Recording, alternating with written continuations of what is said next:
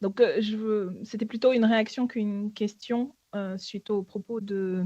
Monsieur le ministre concernant le positionnement de la France insoumise. Déjà, peut-être à rappeler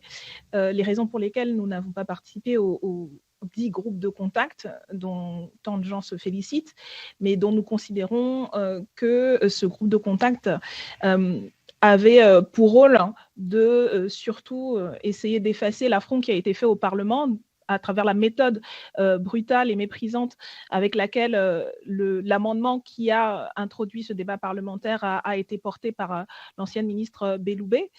Et dans tous les cas, comme dans beaucoup de soi-disant cadres de concertation qui sont mis en œuvre par ce gouvernement vis-à-vis du Parlement, il s'agit bien souvent plus d'avaliser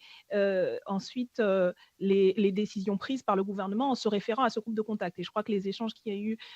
cette fin d'après-midi le montrent, puisque c'est présenté comme un garant du consensus qu'il y aurait autour de ce texte-là, ou en tout cas du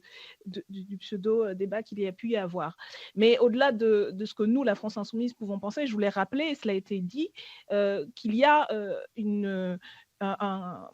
une opposition très large parmi les professionnels de la protection de l'enfance. Il était question d'une tribune, ça a été évoqué tout à l'heure, d'une tribune qui est parue aujourd'hui de plus de 200 personnalités et organisations, mais ça fait plus d'1 an que ce cadre existe, et un cadre large, et auquel je ne crois pas que les remarques du ministre, qui a égrené l'ensemble des réformes qui ont pu avoir lieu,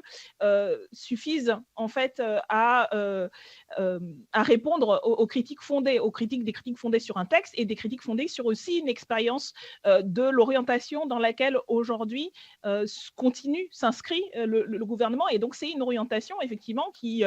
se construit depuis un certain nombre d'années, mais qui va dans un sens qui est jugé, analysé, vécu par des professionnels de terrain comme étant un sens où ce qui prévaut de plus en plus, c'est le sécuritaire au détriment de l'éducatif. Et les débats que nous avons pu avoir, par exemple, lors du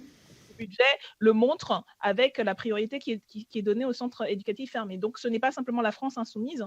mais l'ensemble de professionnels qui sont mobilisés contre cette réforme.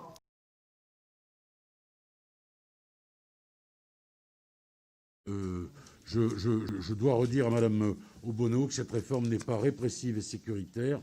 et je ne peux rien rajouter d'autre.